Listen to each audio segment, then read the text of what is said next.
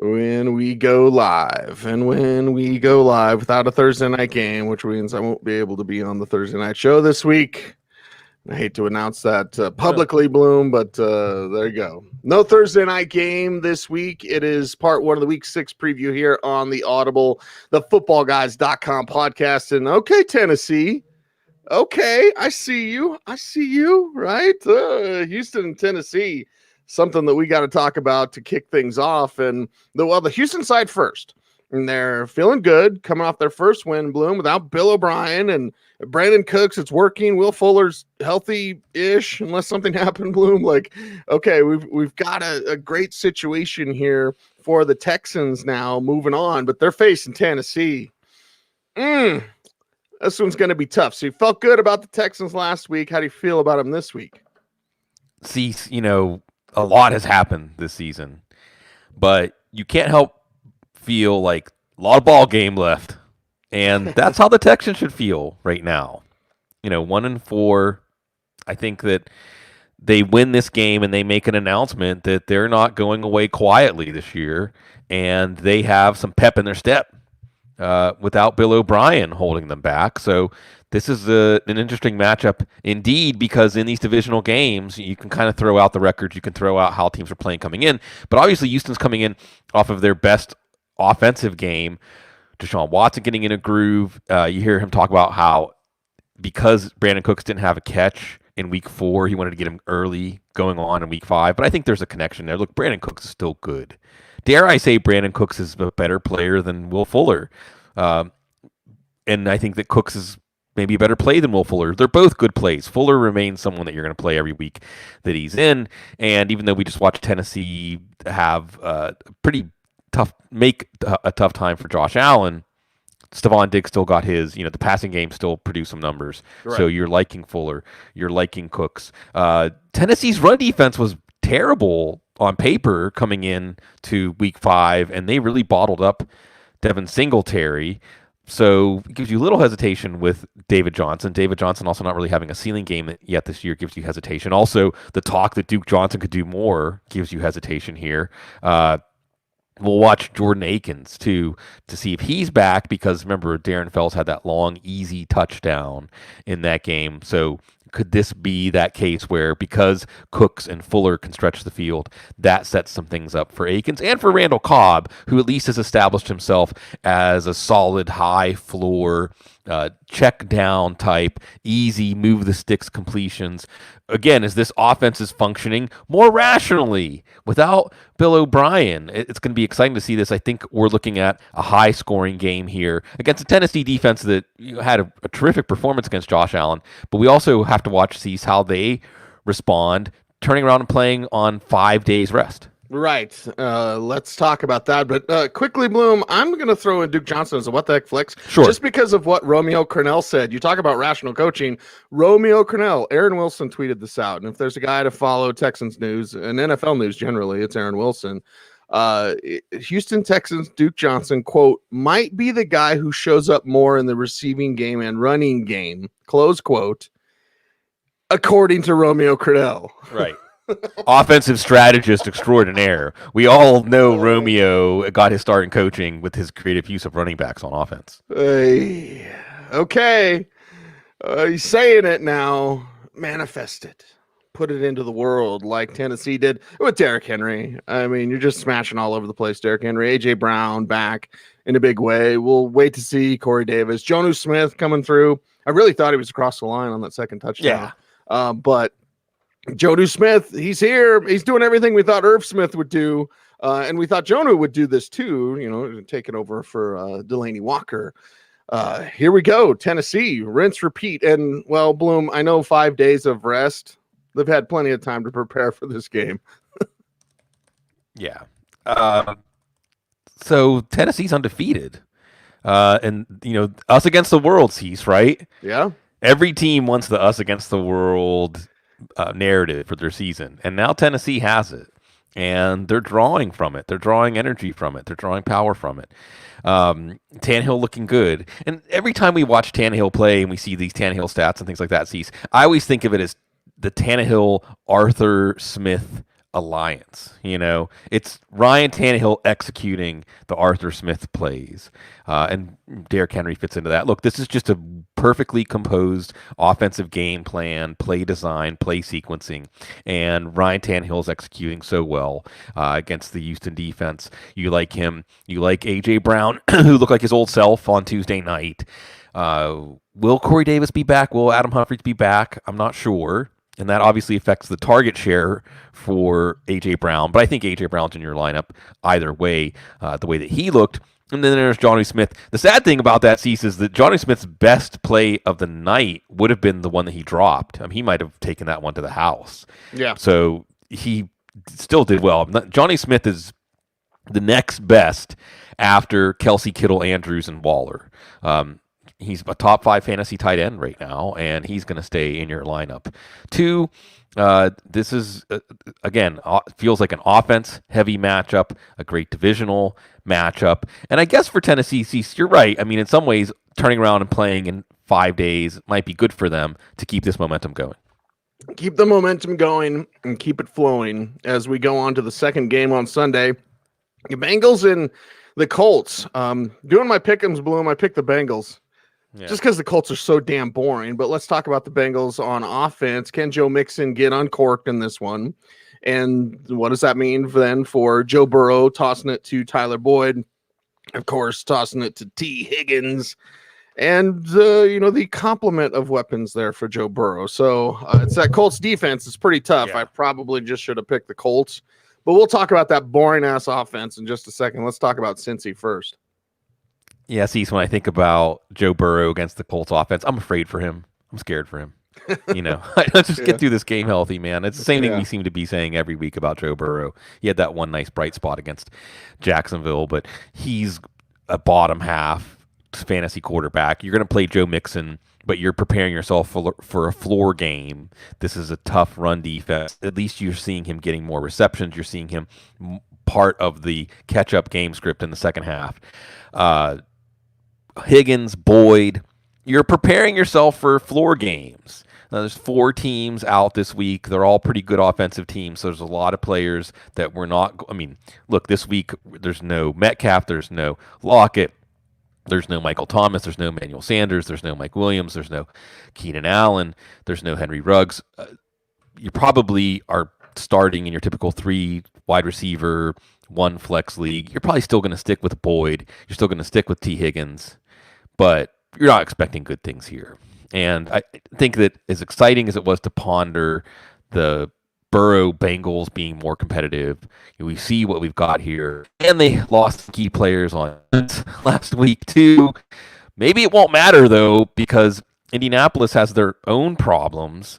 I guess the schedule makers, the luck here for Indianapolis to get Cincinnati, it should help them lick their wounds after the Cleveland game. But if it doesn't, we got some major problemas. We got muchos problemas. And then muchos boring. I don't know. Yeah. Indianapolis side. Yeah. Exactly. Yeah. Speechless. Because you think of all the assets you could start, right? And then you think of Phillip Rivers running this offense. You're like, I really don't want to start any of them.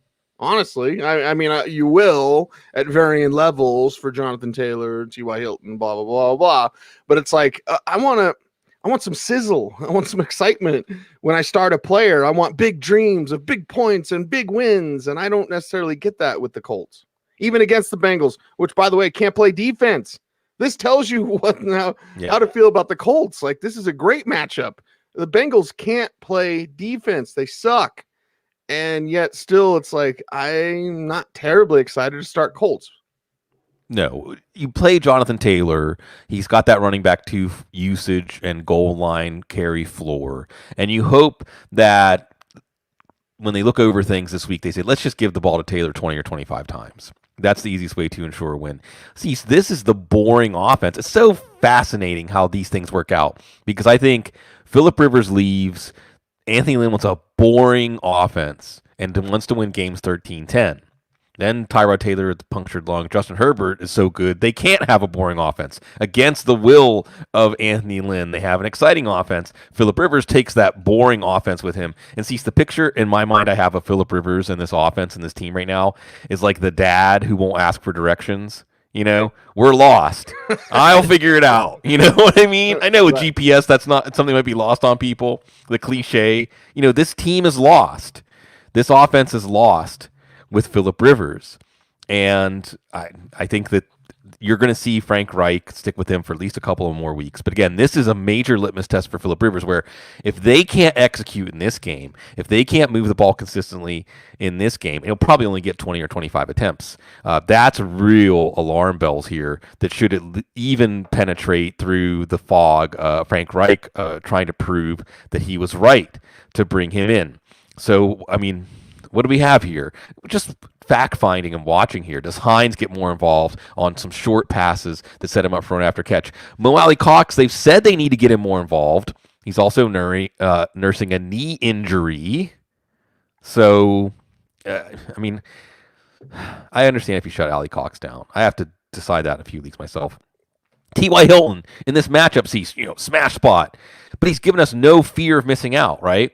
When you're setting your lineup, again, some good offensive pass games out. So, Hilton gets in your lineup in those leagues where you start 4 wide receivers most weeks, but there's just nothing here. And it's just sad because this was a Colts team, Chris Ballard with the moves this offseason, pushing all the chips into the middle of the table and saying, let's make that run this year. I don't even know if they're going to make the playoffs unless Phillip Rivers finds some sort of comfort zone, and that comfort zone might be on the bench. Yeah, might be. And that's another thing to watch for because, if you can't get it done against Cincy, Jacoby Brissett, please. Yeah. Please. You're in a window. No, I'm kidding. You're in a window. You don't want to lose said window. Let's talk about Atlanta and Minnesota. Atlanta, if we have to, because it's Minnesota. Okay, well, defensively, you think Calvin Ridley. Where's Julio Jones at? That's the first thing to watch here, Bloom. Fantasy gyms are generally disappointed in Hayden Hurst. Russell Gage is a what-the-heck flex when he's out there, okay? And then Todd Gurley. Well, wide open rushing lanes. Todd Gurley can still take advantage. But Todd Gurley against Minnesota is a different story this week. You would think. So new head coach Raheem Morris. And there's a whole other thing we could do, Cease, on, well, if Raheem Morris goes 11-0, will he get the job? Yeah.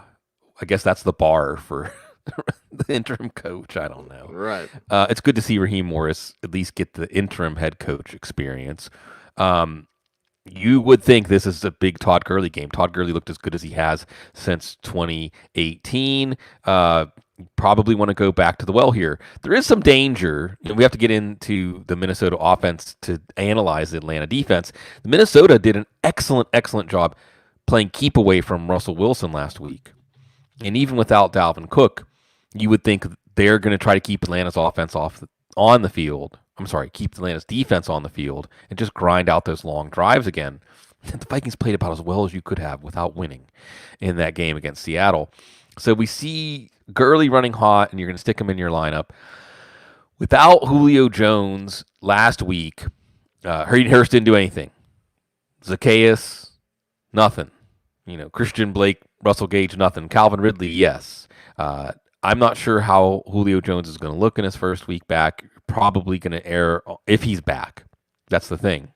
Do you, now that you're basically putting up the white flag for this season, take it easy on one of your franchise players and let him have more time to mend? So that's something else to think about. It's Atlanta. I guess, see, every time I think about Atlanta now, I think, and I know, and some people corrected me, that the cap hit is so bad if they trade Julio Jones or Matt Ryan that it seems like something that cannot happen this year. But looking ahead, the Matt Ryan, Julio Jones blueprint, I think it's run its course. 28-3, right. That was the pinnacle.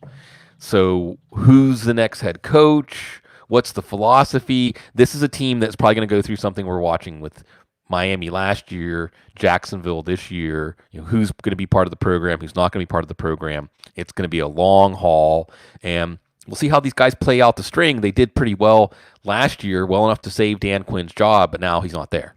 Yeah, and I generally appreciate Arthur Blank. Maybe I'm totally wrong. No. But when he comes out and says, we're not tied to Matt Ryan, basically, it's like that's what he should say. Yeah. That's correct. That's correct in his thinking. He understands business. So changes, they are coming.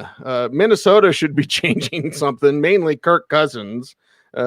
Completely uninspiring. Alexander Madison leading the way for this team. You like Justin Jefferson, Adam Thielen. Basically, you like everybody. Maybe even Irv Smith will do something. Not because of him, Bloom. He's fine. He's more than fine. It's just this offense with Kirk Cousins is largely uninspiring. But here comes the Atlanta defense. I'm using air quotes, so everybody start your Vikings. Yeah. Well, start Alexander Madison against this Atlanta defense. Start Adam Thielen. He's at cruising altitude. Justin Jefferson and Irv Smith. I got Ike Hilliard on the brain. Irv Smith. The problem here is if Kirk Cousins only throws the ball 20 or 25 times because we get 20 carries, 25 carries from Madison, 10, 15 carries from Mike Boone, then is there enough to go around? Maybe on the other end of those targets, even if it's only 5 targets for Jefferson, 4 or 5 targets for Irv Smith, he could come through. But it's a thinner margin of error here against a bad defense. So they're more what the heck flex type plays unless you have some faith in Atlanta's offense to do well enough to turn this into more of a high scoring game. And I think that Minnesota should be looking at this game, not that it's a showdown like Houston has with Tennessee, but okay, they're 1-4, but it's a long season. Extra playoff spots, 7 playoff spots this year. And Seattle is a team that none of us would be surprised to see in the Super Bowl. And they went up to Seattle, and they thoroughly handled Seattle. Minnesota should feel like their defense is getting better. That's another reason to not feel so optimistic about Atlanta's offense in this one. Minnesota's defense is starting to look like, well, a Mike Zimmer defense. They're starting to make life difficult on the opponent, and the offense is also settling in. This is one of those teams I think that the Vikings team we watched last week, the Vikings team we're going to watch this week is very different than the one that just drug itself through the month of September. And I think you look at the schedule. Here's where it gets interesting, Cease. You look at the schedule for Minnesota. Okay, they play Green Bay coming out of the bye. They have a bye next week. But then they get Detroit, Chicago, Dallas, Carolina, Jacksonville, Tampa, Chicago. I mean, it's a team that could definitely get on a run. Just got to make sure to take care of business in this one. Take care of business, and then maybe draft Trey Lance. Our guy Josh H2O says Viking scouts were at the one game Trey Lance played this year. Well, there you go. Yeah, everybody should have been there. Will they be high enough to get him? I hate when people are like Trevor Lawrence and Justin Fields. It's like, do not forget Trey Lance. Don't forget Trey Lance. All right. Don't forget to move on. And speaking of moving on, Denver and New England up next. Oh my God. I have I shouldn't even say what I have to tell you off the air, Bloom. It's that juicy. Yeah. Melvin Gordon with the DUI. A DWI, which one is it? Under with whatever. It's stupid. Whatever. That's what it is. Wild, intoxicated. Yeah, everyone's been waiting for me to say something. Melvin Gordon, this is really stupid. You have Uber, you have Lyft, you have your flipping cell phone. Sorry, Joe. This is dumb. You're just dumb. That's it. Period. To have that. Oh, whatever. Like, call somebody. Open up your phone. Get the app. Like, it's completely unacceptable. What a huge mistake. 100 yards against the Jets. Big flipping deal. Sorry, Joe, again. No. I mean, we could go on and on about driving under the influence, Bloom. We won't do that. But Melvin Gordon with the Dewey, Phillip Lindsay back. Just use Phillip Lindsay, bench Melvin Gordon, suspend Melvin Gordon, dump Melvin. I don't even care. I just don't care. Locke's back. Okay, great. He's going to read half the field, have terrible footwork, and just lock on to whoever's first target is. He's going to suck under pressure because he's terrible when you blitz him. He's not bad when you drop back. And it's the opposite of Brett Rippon. It's why, some in the building really, really like Rippon. Really, really like Rippon. Because he'll run the offense as designed. I've said too much. He'll spread the ball around. He'll run the offense as designed. With Locke, you're not running the full playbook. And he's not making full field reads still. So he's got a big arm and he raps and he knows who Young Jeezy is. Like, you're not going to be with Noah Fant this week. Oh, I have so much venom. I haven't even said Beetlejuice. Right. Yeah, I really do want to talk about the Broncos right now. I've said too much, Bloom, and I'll tell you more once we're done. But anyway. It's a Broncos show, and see, the people love it. They want more. They're on their feet right now. They're saying more. Because we didn't even mention the Pat Shurmur playbook. Oh, God. But you're right. I mean, look, it's New England's defense. New England's defense is still one that you have to respect. And because of that, low expectations for Judy, Patrick. It was the Jets defense, okay? We're not going to see Noah Fant in this one, I don't think, right? Alberto, maybe we'll get a little glimpse of him. We'll watch to see if Gordon has a team discipline for this. Maybe it is a Philip Lindsay game. If Gordon sits for this game, then you like Lindsay. If not, then you're not really liking either of them. And, it seems like this game being postponed just slowed the pain as you're bringing the pain for this Denver team. This is not a matchup that is favorable for them in any way. They're not a good team traveling east in the early slot. There's not a lot to build on here. And, Cecil, we can see it starting to stratify, right? Because, we saw Houston make their move. Atlanta has made their move. We're waiting for the Jets. The Jets made a move. It wasn't the move we thought they were going to make. And I think Denver, while which move they might make isn't necessarily obvious, in these franchises, in the organizations, whenever there's nothing positive, whenever there's nothing to build on, and beating the Jets is not something to build on, then something has to change. And I think that folks should heed Cecil's words. I can't say anymore. Yeah. New England side of things are going to get Cam Newton back. Okay. New England doesn't use the tight end, so no worries there. Okay. But Julian Edelman will be a problem. I could see N'Keal Harry getting a catch and run touchdown against this Broncos secondary. Might have AJ Bouye back. I'll be out at practice a little bit later if they allow me in. And then that Patriots backfield, which we always have to go over. So, Bloom, let's get away from this game so I can, still have a job. Yeah, go become the Manish Mehta of the Broncos. That's what we need, man. I'm almost getting there, dude, because I'm sick and tired of I'll just say it. Whatever. Like, nobody from the fan is allowed at the stadium for the games because of limited space and COVID and all that. We're the fan. Okay, and I understand. You have radio partners, right? And who gives a crap? It's KOA, so KOA is going to have their guys out there, and that's fine. They've got great guys. They've got great friends over there, including my man Big Al, right? But to not have someone from the number one station, one of the best stations in the country, by the way, numbers wise and talent wise, whatever. Like, I because we don't toe the company line. There's been some other things, like I wasn't at practice every day. I don't like that.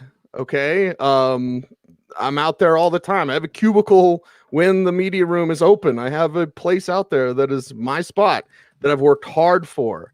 And it's the access game, right? We all know this. And I'd say this on the air. So I'd say this on a podcast. So Patrick Smythe, if you're watching, this is what I would normally say. I'm generally frustrated with the Broncos because it's like, well, wait a second. We're the fan, and I'm generally, pretty team friendly. But I like to tell the truth. I'm not going to not tell the truth about this team.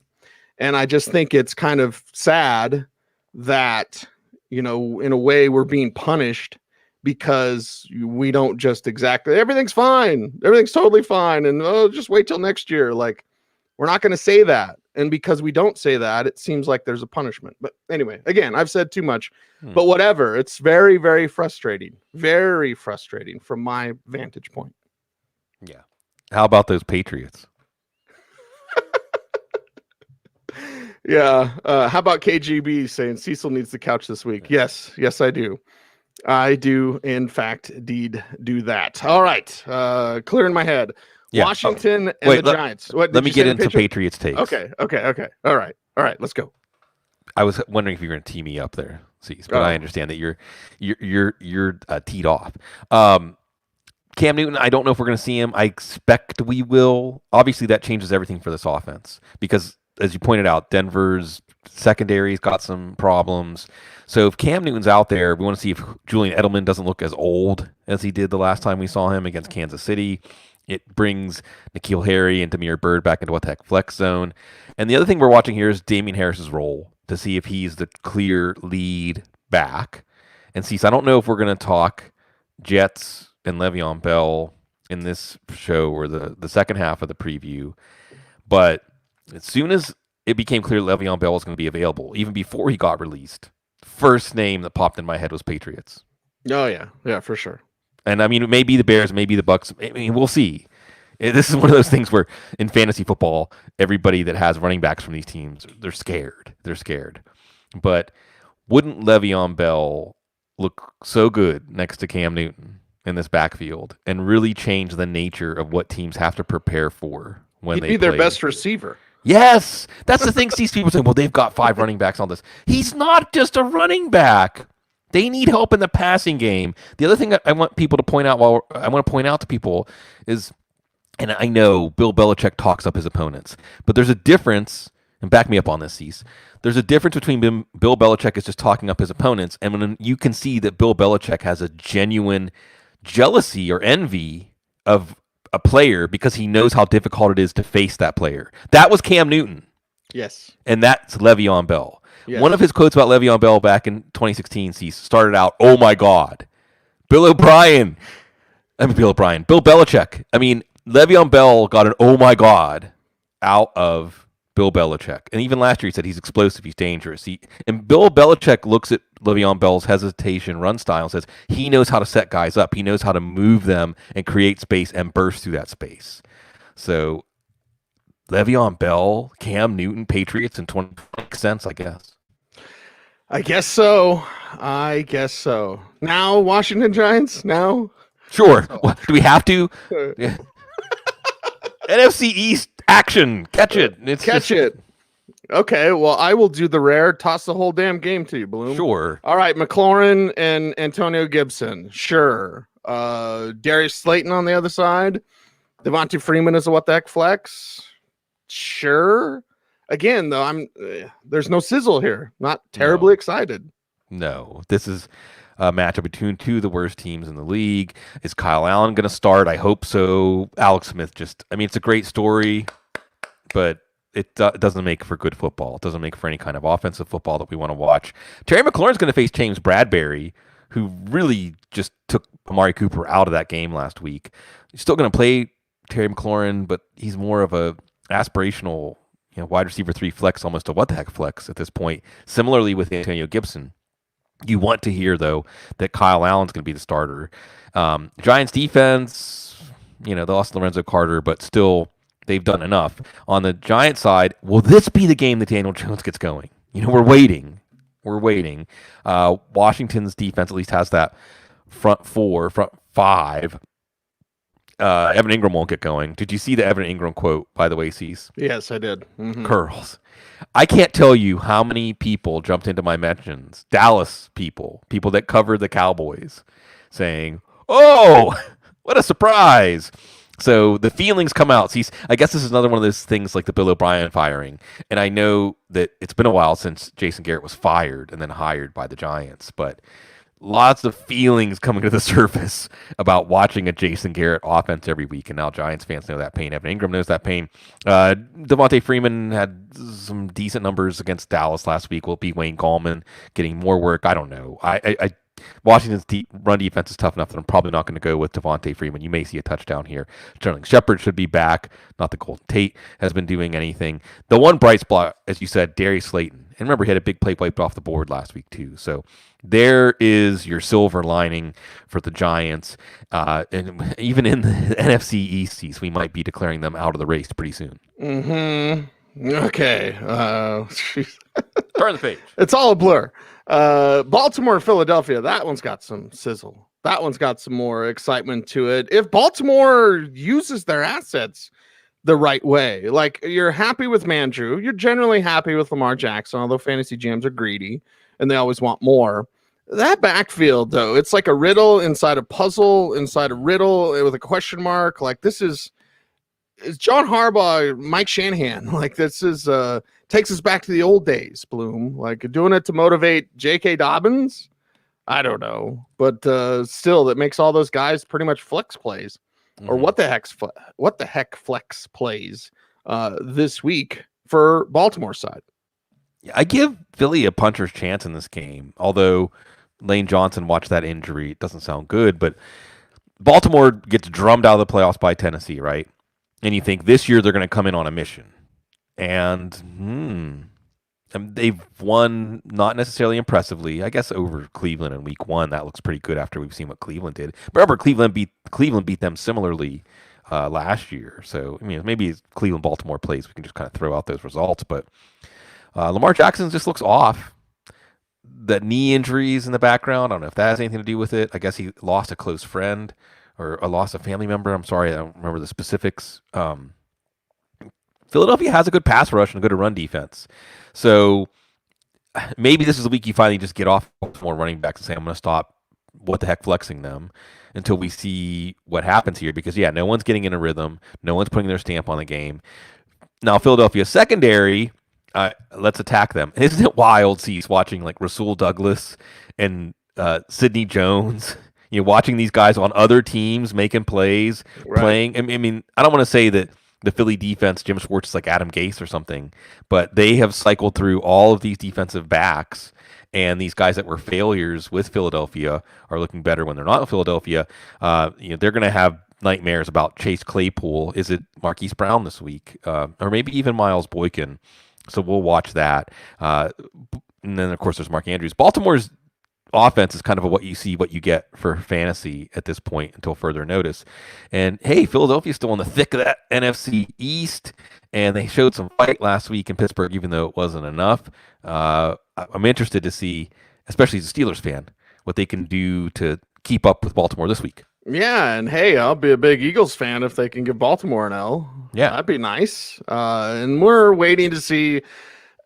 What are we really waiting to see, though, with Alshon Jeffrey and Deshaun Jackson? It's like a couple old men run around, have like one good game a year. Okay, give me more of the young guys, right? I guess old guys were talking about Zach Ertz, too. It's like, is it going to be another 6-yard game, or is it a 9-yard game for Zach Ertz? Is it more this week? More Miles Sanders, right? Yeah. Chris says that in the chat room. More Miles Sanders, please. Yeah, plenty of Miles Sanders. Sure. But who are they throwing to?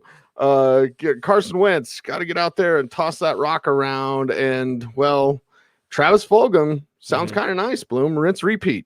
Yeah, he does. Although it's the Baltimore cornerbacks. So tread with caution. First week back, Alshon Jeffrey, maybe. Deshaun Jackson, maybe. Against these cornerbacks, tread with caution. Tread with caution. Carson Wentz against this pass rush, especially if Lane Johnson's out. And that's whenever the successful day they were having in Pittsburgh came to a halt when Lane Johnson went out. They had a second opinion. Surgery's not on the table. He's going to play through it at some point. That doesn't sound great, though. What you really want to see in this game is more Miles Sanders in the passing game. Thanks for bringing that up, Chris. Because they were doing this last year even when they were feeding Jordan Howard in the running game. Miles Sanders can be a downfield weapon in the passing game. Plus, you get him in space. You see what happens. Saw what happened on that draw play last week. So let's have some rational game planning there. And then Zach Ertz. I think that there's enough consternation. There's enough buildup around this issue with the chemistry between Wentz and Ertz's inability to uncover in the way that he used to, that you will see an emphasis. And it just makes sense against Baltimore's defense to try to get your tight end going. So this should be a get-right game for Zach Ertz. And if it's not, then we may be talking about him on a shut him down segment coming soon. And I love the Fulgham story, and I hope he keeps it up. But we'll see. It's going to be on Carson Wentz to create, and he's still not himself with all of the struggles that he's had this year. Cleveland and Pittsburgh, the next game up, and this is a big one. Absolutely huge. And my dream scenario, Bloom, is that Pittsburgh shuts them out and wins like 35-0, what have you. But the Browns will put up a fight. How do they put up a fight? Well, Jarvis Landry can do more. Watch out for the trick plays, Steelers. Certainly Odell Beckham Jr. is a wide receiver 2 with upside, if not a wide receiver 1. And then Kareem Hunt in that backfield, maybe a Dearness Johnson as a what the heck flex. This is that pass rush of the Steelers. So it's Stefanski, it's a pass rush, play action passing, draw plays, screen passes, football 101. So how does it work for Baker, the baby maker, and the Browns this week against that ferocious Pittsburgh D? Yeah, I want to say that Mike Tomlin has never lost to the Browns at home. I could be wrong about that. But the point is, the expectations cease. Oh, Steelers-Browns. Yeah, no. This is a different Browns team. Kevin Stefanski, Andrew Berry. We talked about this on the couch with Paul Charchian this week. This is a different Browns team. And the exciting thing, if you're a Browns fan, is that they aren't just, this is what we do, and if you can stop us, then good on you. They're flexible. Last week they come out early against a tough run defense, and they pass and pass and pass and get off on the right foot and win that game. See, last time the Steelers and Browns played, something happened. I don't remember all the details. Maybe some of the details were disputed. Some bad blood between these teams. Yeah. That's another thing. Let us remember the scene the last time these two teams were on a field together. These players aren't going to forget that. No. This is going to be, I think, kind of like a Steelers-Ravens matchup, Cease, where there's extra mustard on all the hits. And the game is measured as much by, injuries and how many times someone gets lit up as the final score. So I wouldn't even bring Mason Rudolph out of the tunnel. I just stay back. Yeah, right. I don't want him to even see you. Right. Just fire him up even more. Exactly.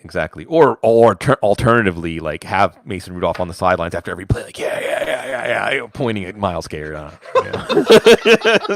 I don't know. We'll see. It's gonna be interesting. So I would expect, just like last week, that the Browns will come out and pass early. I'm so scared of Odell Beckham in this game. Oh my God, I'm scared of Odell Beckham in this game.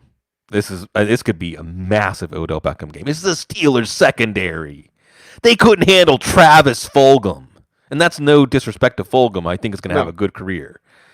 But if you don't get home, you're screwed. That's the Steelers recipe. We've known that for years. If you get to the quarterback, you're fine. If you don't get home, you're screwed. You're not going to get home every time. And this is a good Browns offensive line. Cleveland Rams. It's been a while. I wasn't even alive when there were the Cleveland Rams. I don't know where that came from. It's all coming out in 2020. Kareem Hunt's playing a tough defense, but you're going to keep him in. Maybe you're going to see him used more as a pass receiver this week. Jarvis Landry. Actually, Austin Hooper's had 2 good weeks in a row. So it would make sense that Hooper plays more of a role as a receiver in this game. I'm scared, Cease. I'm scared of this game plan. I'm scared of the potential of a pass-heavy offense. One thing the Steelers do have in their favor is Baker Mayfield's banged up. And even though it might be after he completes a long play to Beckham, the Steelers are going to try to put him on his ass a lot and attack. And really, you might see where the pass-heavy game plan backfires because Mayfield is not quite himself, and we know that he's the kind of quarterback that needs everything to line up for him to execute. So lots to think about whenever Pittsburgh is on defense, but when Pittsburgh's on offense, it's no foregone conclusion here. Not at all. And the other problem with Baker Bloom is that he's one of those guys that's never going to admit, I should do things a little bit differently because I'm banged up. Right. He's still going to think he's Baker, the baby maker, and run around out and trying to make plays. And, well, you got everybody from the Steelers defense chasing you. Let's talk about that Steelers offense. And no one's talking about a reunion with Le'Veon Bell. You've brought it up. We've dreamed about it. Yep. I'm just saying. There's mutual interest. There's mutual interest. I mean, be open to it. Yeah, and you could plug and play. I mean, he already knows what to do. Whatever. Let's talk about the guys that are going to play, and we'll be watching to see if Deontay Johnson's going to play. Everybody's starting Chase Claypool. There's no. I can't imagine a scenario where I'm taking a question where I'm saying bench Chase Claypool because people are just in love. Juju Smith-Schuster, they might be falling out of love or just asking for a little bit more, Bloom, right? I just need more from you. Right. I love you. I just need more from you. Can you get more this week from the Steelers offense? Yeah. Claypool. I mean, I agree with you on that hot hand idea that you probably leave Claypool in, and we'll see. Deontay Johnson, I believe, is going to start out the week limited in practice with the back issue, but I think they want him to play if he can. I mean, I don't think this is one of those issues. I mean, this is a massive game, massive game. So there's Juju. This could be more of a Juju game. Because, see, I think that if Ben Roethlisberger is comfortable back there, now you're taking your time and you're finding Chase Claypool downfield or James Washington downfield. If you're not comfortable and Myles Garrett says hello, Juju on underneath crossing routes, just relieving that pressure. I don't think you're going to see a lot of success from James Conner in this game. Cleveland's run D is pretty good. And please don't throw the ball to Eric Ebron, EEs, right? Eric Ebron, please. It's an important moment in the game. Throw it to Vance McDonald, who has not exactly been a stranger to drops in his time either. So this is a good one, Cease. I mean, this is going to get that adrenaline flowing in a way that we didn't have at all last year as Steelers fans. And for Browns fans, for Jared, what's up, buddy? For everybody out there, this is the big yardstick game. And this is the game where Cleveland can really announce, we're not just happy to have a winning record. We're not just happy to go to the playoffs. We're not just happy to win the division. This is a new age. There's a lot of talent on this team. See what they can do in Pittsburgh. Mm-hmm. And with 4 teams on bye, that's the final game. Yeah. We're going to preview here in part 1 of the Week 6 preview. I have to get ready to go to Broncos practice and see the mess that has been created. 1 by my mouth and 2 just by this team in general. But anyway. Give them hell, Cease. Yeah, I mean, come on, man. Come on. It's supposed to be better here. It's supposed to be different here. I've said that for years. This isn't Jacksonville. Well, I'm looking around now. I'm like, and the embarrassment, a team like the Browns went through. You mentioned it with Cleveland, their offensive line much improved. Gee, yeah. Who would have thought building a team in the trenches would help you out? Yeah. I'm just sick of the excuses. I'm sick of the blinders that are on. It's fine. Everything's fine. Don't say it. Starts at the top, Cease. Culture.